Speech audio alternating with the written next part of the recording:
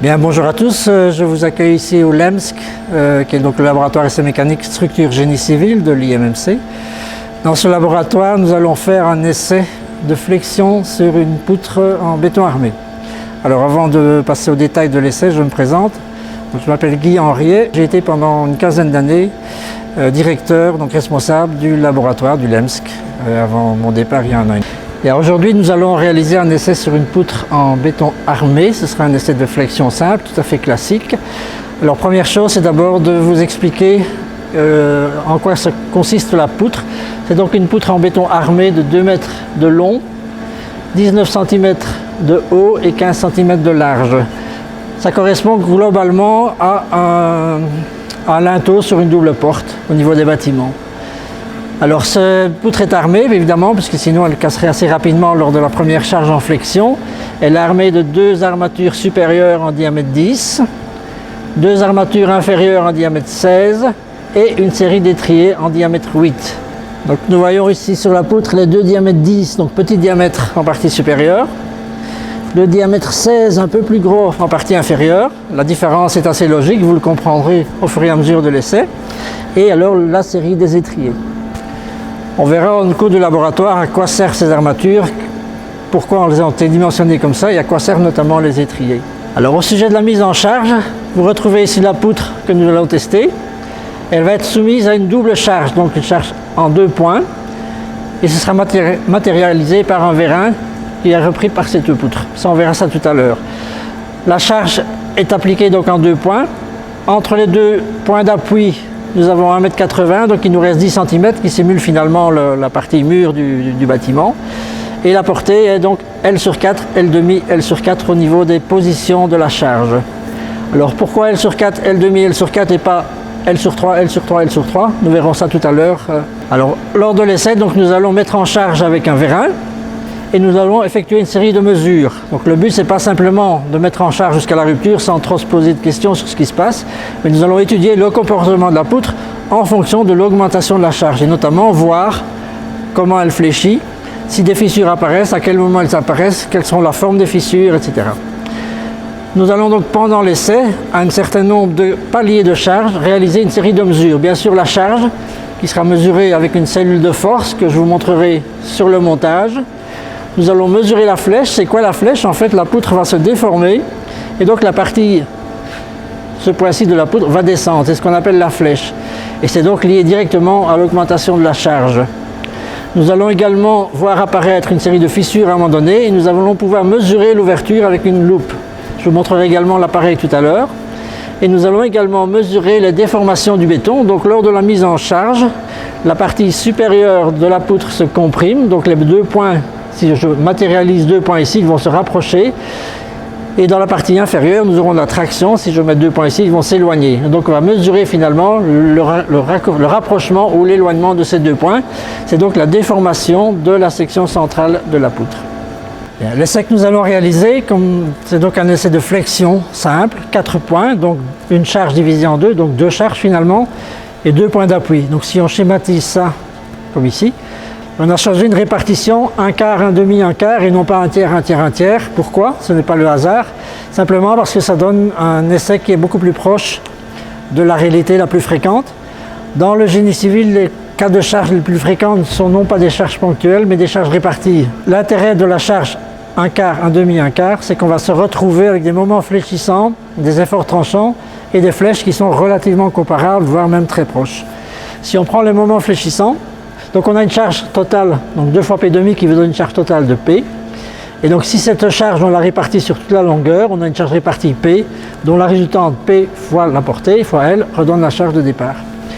Si on regarde maintenant les moments fléchissants dans ces 2 cas de charge, on constate qu'ici on a un moment fléchissant qui vaut 0 aux 2 appuis et qui vaut PL sur 8 dans la partie centrale. Si on regarde le moment fléchissant dans la charge répartie équivalente, on a évidemment de nouveau 0 aux 2 appuis et on a la partie centrale qui est le maximum PL carré sur 8, et si je remplace un PL par P majuscule, on obtient PL sur 8, donc on a exactement le même moment fléchissant. Donc aux appuis et à la partie centrale, on a exactement le même moment fléchissant. Si je regarde du côté de l'effort tranchant, Bon, c'est assez facile, l'effort tranchant c'est évidemment P' sur toute la longueur entre l'appui et la charge, tombe à 0 entre les deux charges et retrouve la même valeur dans l'autre partie. Et l'effort tranchant vaut P'. Si je regarde maintenant dans le cas de la charge répartie, j'ai un effort tranchant qui part d'une valeur ici qui est égale à la moitié de la charge, la réaction finalement PL', que vous retrouvez ici, qui tombe à 0 au milieu et puis qui redonne PL' sur la partie droite. Et donc si je remplace de nouveau PL par sa valeur, j'obtiens P', c'est-à-dire exactement la même effort tranchant. Donc à l'appui et à la partie centrale, dans les deux cas, j'ai le même effort tranchant et le même moment fléchissant. Ce qui est évidemment intéressant, pourquoi?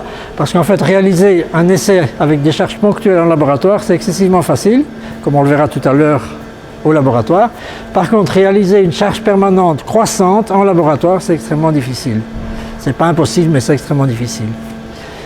Autre avantage également, si on regarde au niveau de la flèche, si on fait le calcul de la flèche, je vous passe les formules en détail, vous avez simplement le résultat. Dans le cas des deux charges ponctuelles P', la flèche vaut 11 PL³ sur 768 EI.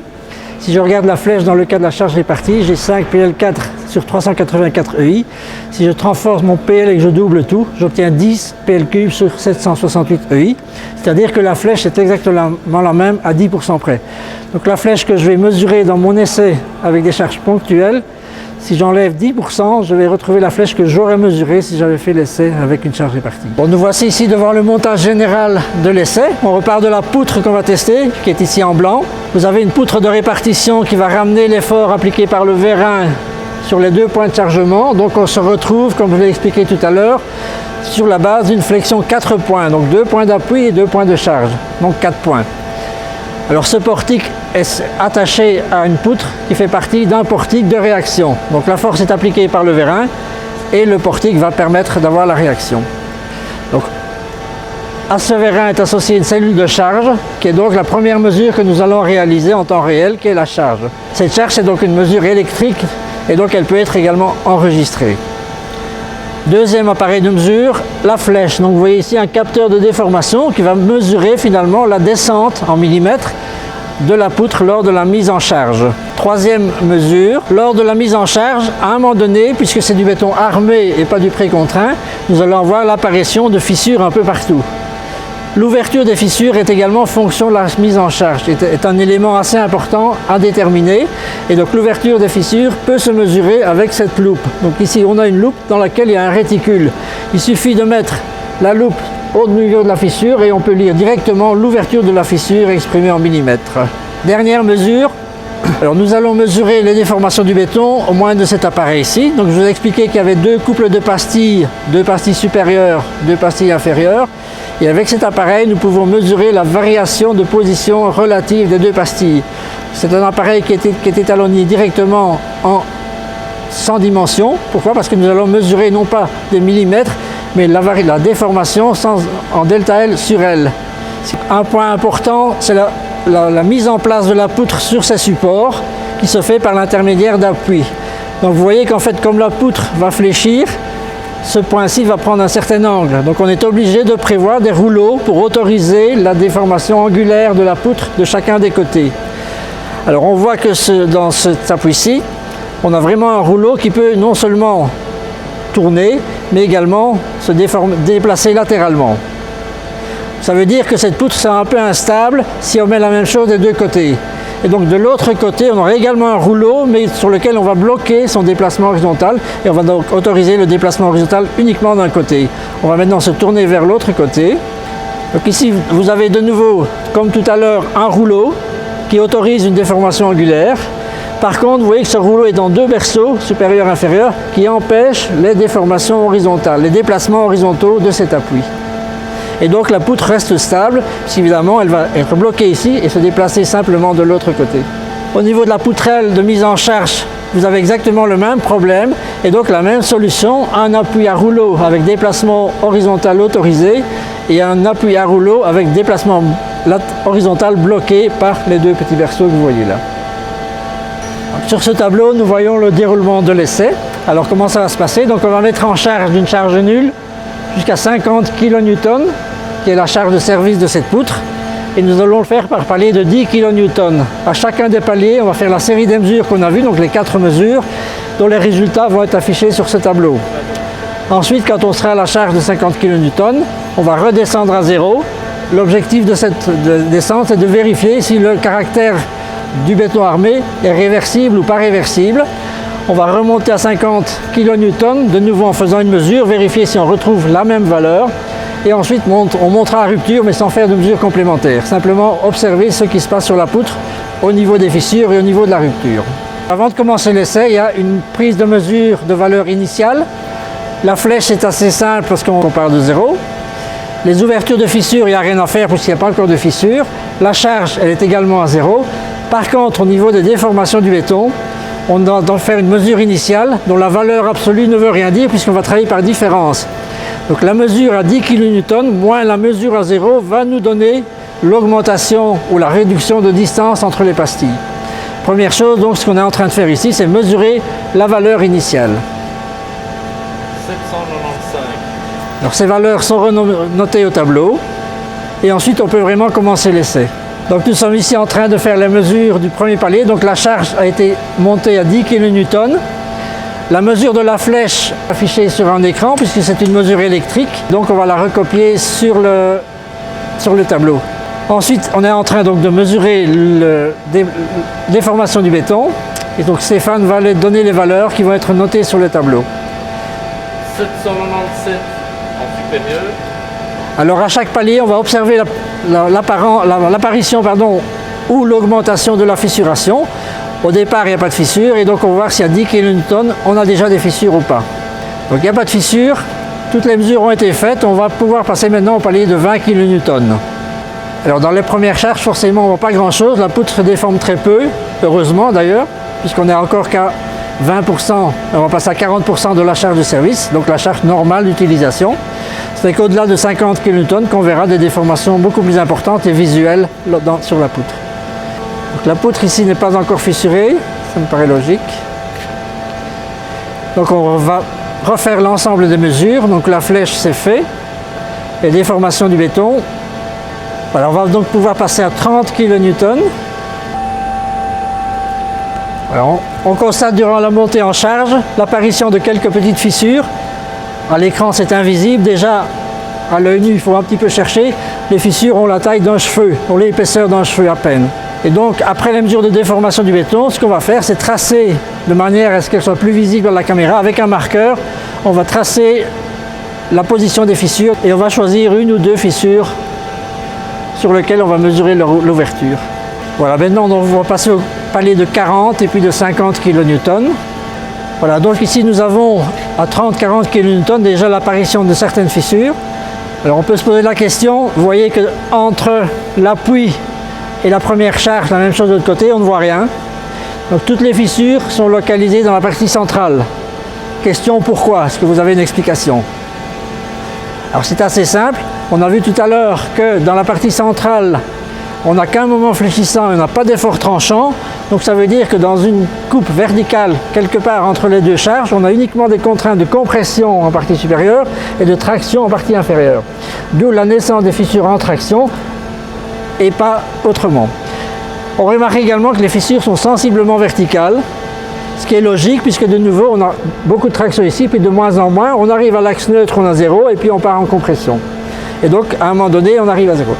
Au fur et à mesure que la charge va augmenter, ce qui va se passer, c'est que de nouvelles fissures vont apparaître et les fissures existantes vont se prolonger vers le haut également.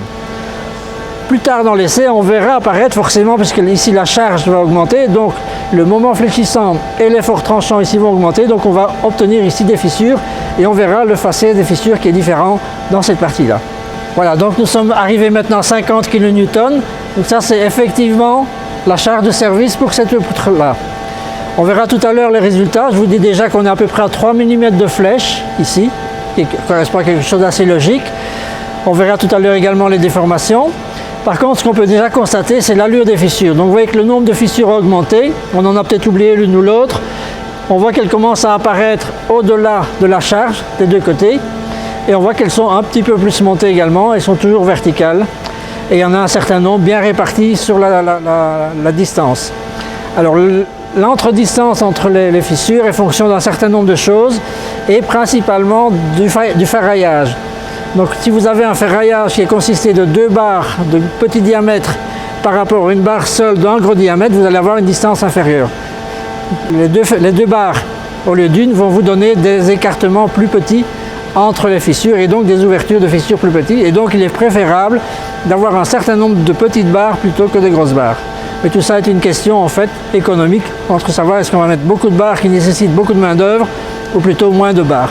Ici on est à 50 kN, donc l'étape suivante est de revenir à zéro, vérifier si la poutre va remonter, est-ce qu'elle va remonter complètement à sa position initiale ou pas. On verra tout à l'heure en fonction des mesures, notamment de flèches. Ensuite, on va remonter à 50 kN pour voir si on récupère les valeurs qu'on a actuellement. Vous voyez qu'on est bien revenu à zéro puisque le dispositif, je sais le bouger. Donc ça veut dire qu'il n'y a pas d'effort appliqué. Maintenant, on va repasser aux 50 kN, qui est la charge de service, comme j'ai dit tout à l'heure, qu'on avait atteinte juste avant de revenir à zéro. Donc comme je vous l'ai expliqué, là, pendant cet essai, nous avons 2 mesures électriques. Donc il y a la charge qui est une cellule dynamométrique à jour de déformation, qui donne donc une mesure électrique qui est transformée en force via un étalonnage. Et nous avons le capteur qui mesure la flèche, qui est un capteur LVDT, qui nous donne également une mesure électrique qui est transformée en millimètres, de nouveau moyennant un étalonnage. Ces mesures électriques peuvent être affichées en temps réel. Donc vous avez ici, sur l'écran, une courbe qui vous donne la charge en ordonnée et qui vous donne la déformation en abscisse.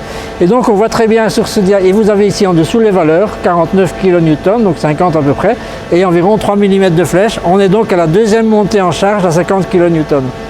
On retrouve bien les paliers, donc vous avez 10 kN, 20, 30, 40, 50, retour à zéro et remise à 50 kN. On voit sur cette courbe un certain nombre d'éléments importants et intéressants. Tout d'abord, quand on regarde cette courbe, à la montée, on observe quoi? Une rupture de pente. Donc vous avez ici sur les 2 premiers paliers le début du suivant, une pente et ensuite une autre pente. Alors est-ce que c'est normal ou pas? Alors petit indice, la fissuration apparaît là-bas, comme on le verra tout à l'heure sur le tableau.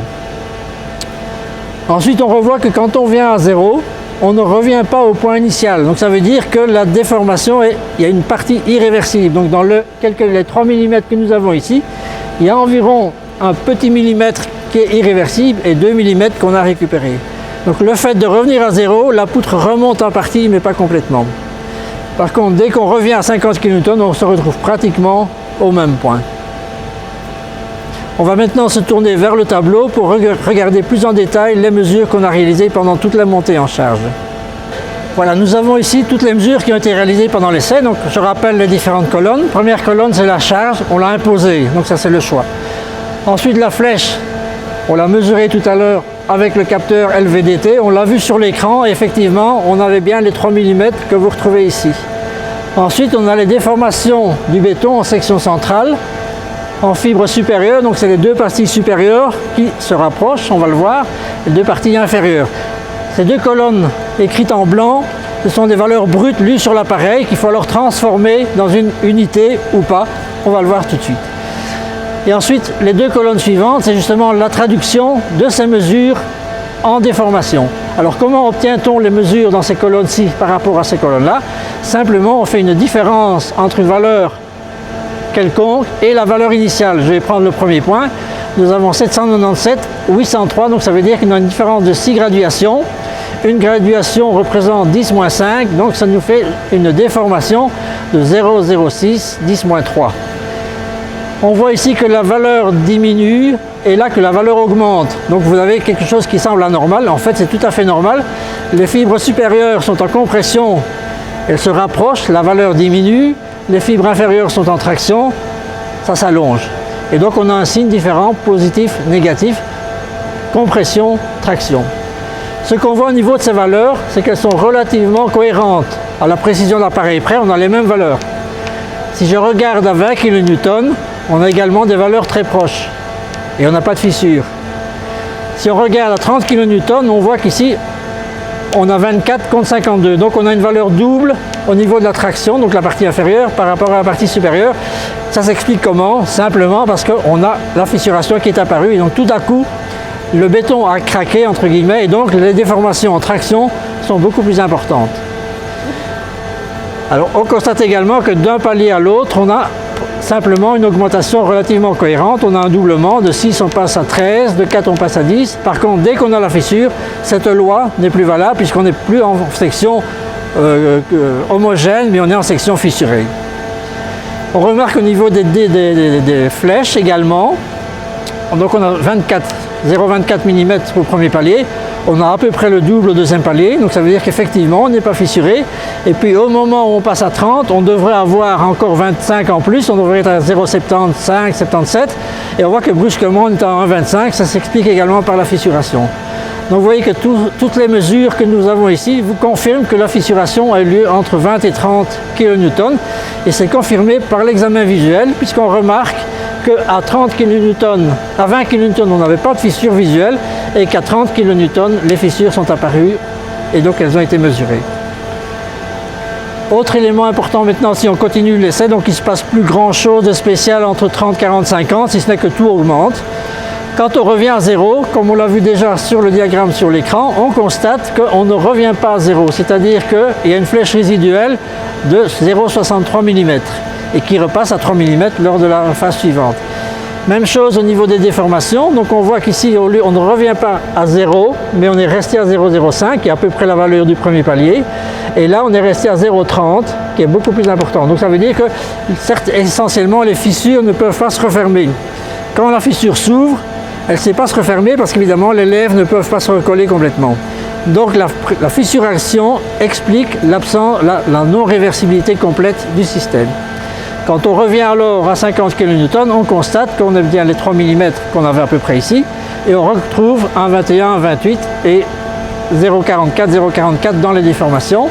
Et on voit que les fissures, l'ouverture des fissures, qui était 4 à 5 centièmes de millimètre, passe à 8, passe à 10, revient pratiquement à 0, mais reste quand même visible, donc elle ne se referme pas comme j'ai dit tout à l'heure.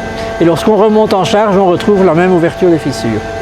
On va maintenant voir s'il y a une corrélation entre l'ouverture des fissures dans la partie inférieure, l'écartement des pastilles et l'ouverture des fissures. On a vu tout à l'heure qu'entre les deux pastilles, il y avait deux fissures.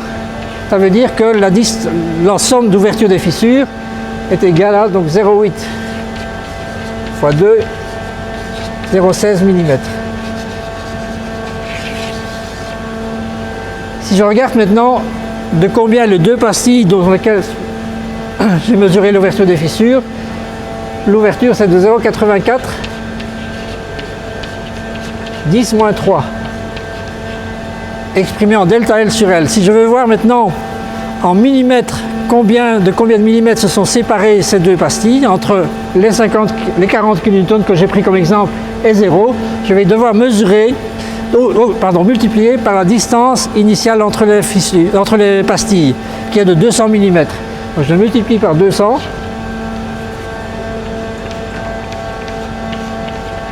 et je vais obtenir 0,168. On a donc une bonne correspondance entre ces deux mesures. Vous avez deux mesures tout à fait indépendantes, une mesure directe de l'ouverture des fissures et une mesure par un appareil. Et donc on constate qu'il y en a une bonne concordance entre les deux mesures. Et on devrait pouvoir faire ça sur les différents paliers. Voilà, donc nous avons continué l'essai. Nous sommes maintenant à 100 kN. On a fait l'essai sans faire de mesures complémentaires. Simplement maintenant pour visuellement examiner ce qui se passe au niveau de la poutre. Alors il y a effectivement les fissures au centre, de nouvelles, je les dessine en rouge pour les voir, de nouvelles fissures qui sont apparues. Je ne vais pas passer mon temps à les faire toutes. Ainsi de suite. Par contre, ce qui nous intéresse maintenant, c'est entre la position de la charge et l'appui. Et là, on voit très bien qu'il y a une fissure que je vais dessiner ici en rouge.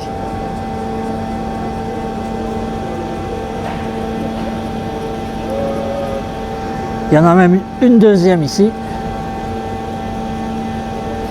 Et là, on voit très clairement que l'allure de ces deux nouvelles fissures est complètement différente de ces fissures.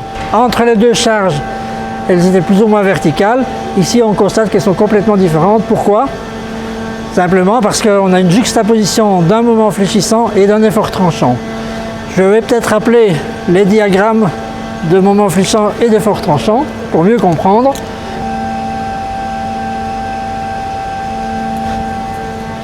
On a vu tout à l'heure qu'on avait un moment fléchissant de 0 qui augmente et puis qui est constant entre les deux charges et qui revient à 0. C'est ce petit diagramme-là. Et en effort tranchant, on a un effort tranchant qui vaut la charge appliquée entre l'appui et l'application de la charge et qui tombe à 0 entre les deux et de l'autre côté, ben, c'est l'inverse. Donc on voit que dans cette partie-là, on n'a que de l'effort tranchant, que du moment fléchissant et de l'effort tranchant, et pas d'effort tranchant, fissure verticale, compression, traction. Par contre ici on a une combinaison dans cette zone-ci, on a une combinaison de moments fléchissants et d'efforts tranchants. Et donc si on regarde un élément, on isole un petit élément de béton, on va avoir des contraintes beaucoup plus compliquées. Alors je vais revenir dans la partie ici. Dans la partie flexion pure, j'isole un petit morceau de béton, un petit carré de béton dans la partie inférieure. Je n'ai que de la traction, ce qui donne la fissure verticale ici. Dans la zone supérieure, je n'ai que de la compression et donc il ne se passe rien de visuel. Simplement, le béton s'écrase un petit peu. Si je me place maintenant dans cette partie-là, c'est beaucoup plus complexe puisque j'ai un mélange d'efforts tranchants et de moments fléchissants.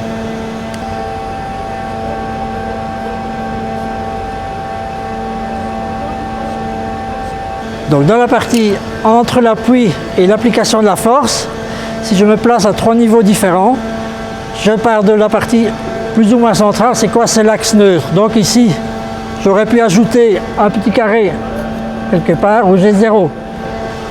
Ni traction ni compression qui correspond à ce point-là. Donc je n'ai pas d'effort horizontal. Par contre, j'ai un cisaillement. Et ce cisaillement, on peut le dessiner par les deux petites flèches que j'ai dessinées, dont la résultante vous donne la flèche que j'ai dessinée en noir. Donc, traction dans ce sens-là, rupture à 45 degrés. Si je monte ou si je descends, je vais rajouter en montant de la compression et de la traction en descendant. Et donc, je dois combiner le cisaillement que j'ai mis en pointillé ici avec de la compression. Et donc, en fait, la résultante se redresse. Et donc on constate qu'effectivement, la fissure qui est à 45 degrés ici se trouve de plus en plus horizontale au fur et à mesure qu'on monte.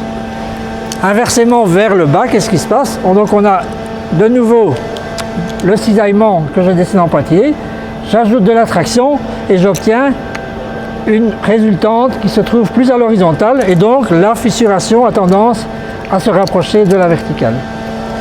Donc on a vraiment ici l'explication de pourquoi on a une fissure qui change d'orientation en fonction de sa position.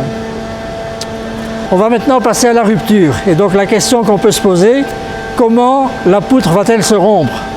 Il y a différents scénarios qui peuvent se passer en fonction de l'élément le plus faible. La poutre a été calculée pour une charge de service et elle n'a pas été calculée à la rupture. Donc on n'a pas dimensionné un béton plus costaud ou des armatures plus importantes pour que la rupture se passe dans tel ou tel matériau. Donc c'est ici un peu le hasard qui va faire. On peut quand même examiner quels sont les différents modules, les modes de rupture possibles. Alors on a deux modes de rupture possibles. Soit on va avoir une rupture dans la partie moment fléchissant constant, soit on va avoir une rupture dans la partie moment fléchissant et effort tranchant, combinaison des deux. Si c'est dans la partie moment fléchissant, qu'est-ce qui se passe? On va avoir le béton qui se comprime de plus en plus et la partie inférieure qui se tend de plus en plus. De nouveau, là on a deux possibilités. On sait que le béton en traction il est déjà craqué puisque c'est fissuré. Donc il y a deux solutions. Si c'est en traction, qu'est-ce qui peut se passer? C'est que les armatures cassent. Si les armatures sont sous-dimensionnées, on peut arriver à des contraintes de traction telles que les armatures sont insuffisantes et on a une rupture par traction des armatures. Autre possibilité, c'est le béton qui arrive à sa limite et le béton va s'écraser. Et donc on a une rupture du béton en compression. Donc premier mode de rupture, les deux premiers modes de rupture, c'est dans la partie moment fléchissant seul, où on a soit de compression de béton, soit de traction dans l'acier. Le troisième mode de rupture, c'est dans la partie mixte, où on a à la fois du moment fléchissant et l'effort tranchant. Et là, donc, la rupture possible, c'est une rupture essentiellement par effort tranchant, puisque le moment fléchissant tombe carrément à zéro. Et les deux sont possibles. Ici, on ne sait pas du tout dire qu'est-ce qui va se passer. Alors, on vient de dépasser la charge de 150 kN, c'est-à-dire 3 fois 50, 3 fois la charge de service. Alors, si on regarde la courbe, on verra tout à l'heure, on atteint la charge maximum, c'est-à-dire qu'ici, la poutre se déforme sans augmentation de force. Et on voit que ça commence à se rompre dans cette partie-ci. Donc on a en fait une rupture dans la partie de flexion, c'est le béton en compression qui se rompt.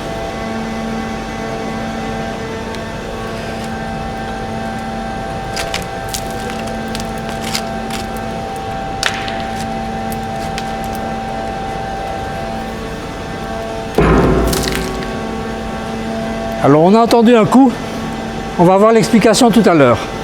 Vous pouvez déjà essayer de deviner.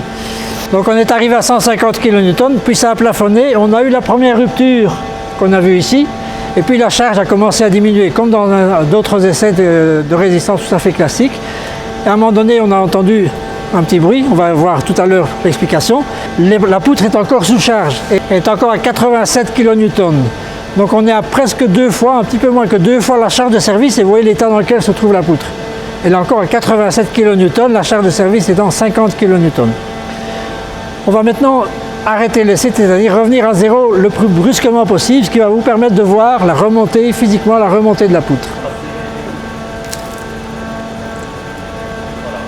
Ici, vous voyez l'appui que j'avais appelé mobile tout à l'heure, qui autorise les déformations angulaires et les déformations horizontales. Donc vous voyez qu'ici, les 3 points qui étaient alignés au départ ne le sont plus, simplement parce que la poutre s'est fortement allongée et donc on a eu un déplacement de cette extrémité de la poutre par rapport à son support.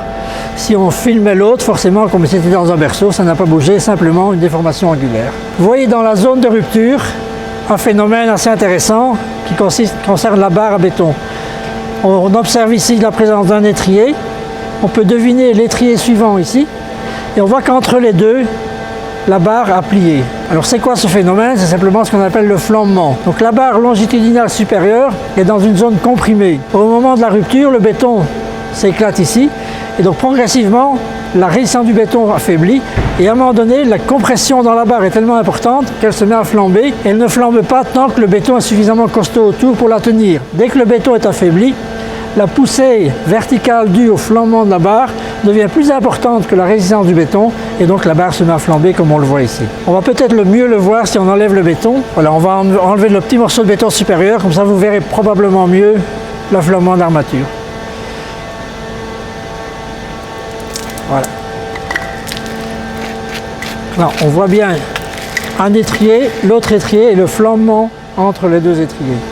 Alors, dans le cas des calculs de poutres en béton armé en flexion, vous verrez un des éléments importants, c'est ce qu'on appelle la courbure. La courbure étant l'inverse du rayon de courbure. J'ai ici schématisé deux cas qui vont nous permettre de voir comment mesurer ce rayon de courbure. De manière directe, c'est impossible à mesurer. On peut imaginer la flexion de la poutre, on peut imaginer le rayon de courbure qui se trouve peut-être au-dessus du toit du bâtiment. Et donc ce rayon de courbure, on ne sait pas le mesurer physiquement directement. Donc on peut le déduire par contre des mesures qu'on va faire lors du laboratoire. Alors si on s'occupe de la flèche, j'ai dessiné ici la poutre, donc avec le 1,80 m entre les deux appuis. La flèche, c'est donc le déplacement vertical vers le bas de la partie centrale de la poutre. Et on a donc le rayon de courbure qu'on retrouve ici, qu'on retrouve là. Par un simple jeu de triangles semblables que je n'ai pas développé, on peut déterminer que le rayon de courbure est déterminable à partir de la flèche et de la portée entre les deux appuis. Donc une première mesure. Si on regarde maintenant de manière plus spécifique un élément de la poutre, que je vais hachurer ici. Donc au départ, c'est un rectangle. Lors de la flexion, donc on a en fait un raccourcissement de la fibre supérieure, un allongement de la fibre inférieure. On peut, moyennant des triangles semblables que je ne vais pas détailler non plus, on peut déterminer que le rayon de courbure est égal à la hauteur entre les deux niveaux de pastille. Donc ça se mesure à partir des déformations qu'on retrouve ici finalement. Ce sont les déformations du béton, donc en compression partie supérieure, en traction partie inférieure. Je l'ai appelé delta, donc DC. Donc vous avez une distance au départ entre deux plans. Les deux plans, la partie supérieure sont raccourcis d'une variation de compression. Les deux points en bas s'écartent d'une variation delta T, dt. Et donc on peut déterminer que le rayon de courbure c'est égal à la hauteur, donc la distance verticale entre les deux niveaux de pastille. Dans ce cas-ci c'est 16 cm puisqu'on a une poutre de 19 cm et on a mis 1,5 cm de chaque côté pour coller les pastilles. Donc les 16 cm divisé par la somme de l'allongement et du raccourcissement en valeur absolue et vous obtenez une autre mesure du rayon de courbure.